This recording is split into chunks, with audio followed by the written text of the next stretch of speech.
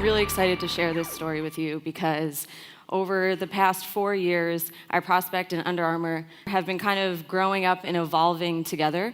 We started working with them about 4 years ago, and we started with paid search. And that's what's at our core, and that's what we really built our name on. But then we very soon after that started doing display. And then they've always been the type of client who is anxious and willing and excited to test. So whether we were trying something new in paid search or a new partner in display or, say, building our paid social product for the first time, they were always ready and willing. And they were one of the first that let us run all of their paid social for them. And it was really exciting. And now we're actually also doing the SEO for them.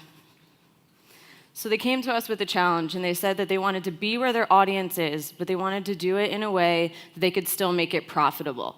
So when we thought about where the audience is, of course, we were already in search, we were already doing display, but social was a natural fit because it allowed us to target in a highly qualified way and in a segmented way that allowed us to be more relevant and be there in a meaningful way.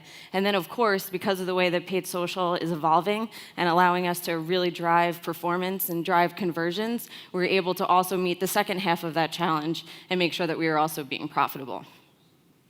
So for us, that translated very clearly into a very specific marketing objective. How do we drive real-time engagement, but also make sure that that's leading to specific site performance? So both qualified and efficient site traffic, as well as conversions.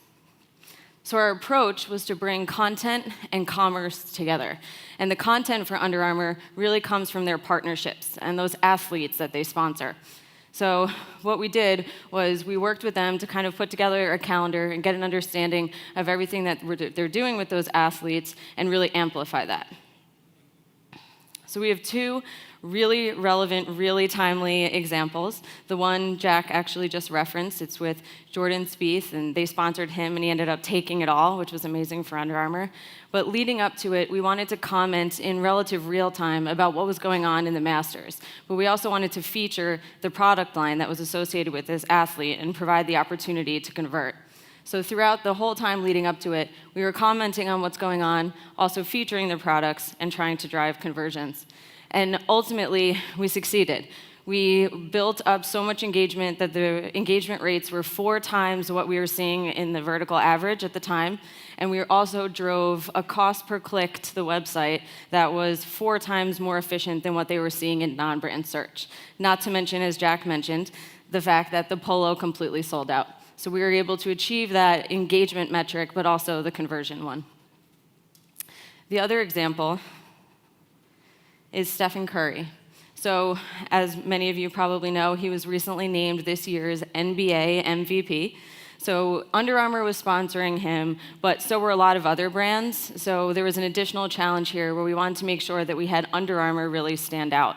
So for that reason, we wanted to do something that was a little bit higher impact, and they built these beautiful video assets, so we wanted to use that and amplify it through social media. So in addition to YouTube, we also used Facebook and Twitter to amplify the video, and we ended up seeing in just 2 days, some of the numbers are cut off here, but over 10 million impressions, 2.2 million video views at a cost per video view at about 3 cents.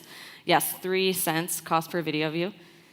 Not to mention almost 4 million engagements, and we drove that site performance metric again. So even though it was a video, these new ad units are designed in a way that allow us to still also drive to site.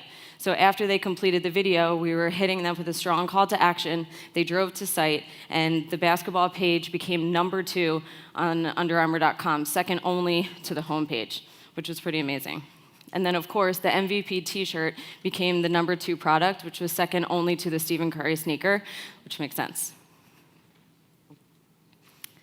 So when I was talking to Corey and we were talking through this and we were saying, what are the 3 key takeaways from thinking about what we've done with Under Armour from the beginning of our partnership and where we are today and where we're really seeing growth and performance with them, we came up with 3 things. The first one is integration across channels.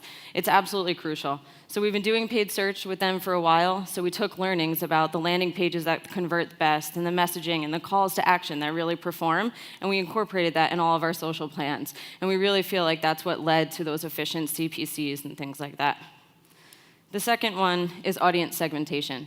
So for the Masters example, for the Stephen Curry example also, we targeted people using their CRM data who typically bought products for that sport. We targeted people who had been to those sport pages on the site but hadn't converted.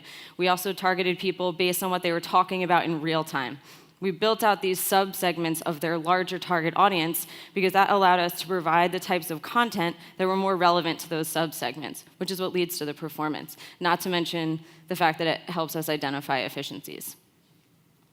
And the last one is a full funnel approach to paid social. So although we're seeing so much success at the bottom of the funnel and driving site traffic and also driving conversions, it's really important that we also use it in a powerful way, since the qualified targeting is so strong, to fuel those DR efforts. We knew, for example, that all of this real-time stuff about the Masters and the fact that we were putting it on Facebook and putting it on Twitter can end up leading to an increase in search demand. So we want to make sure that we're really using it full funnel and all the power that it has to offer to really fuel our DR efforts across the entire account. Thank you so much.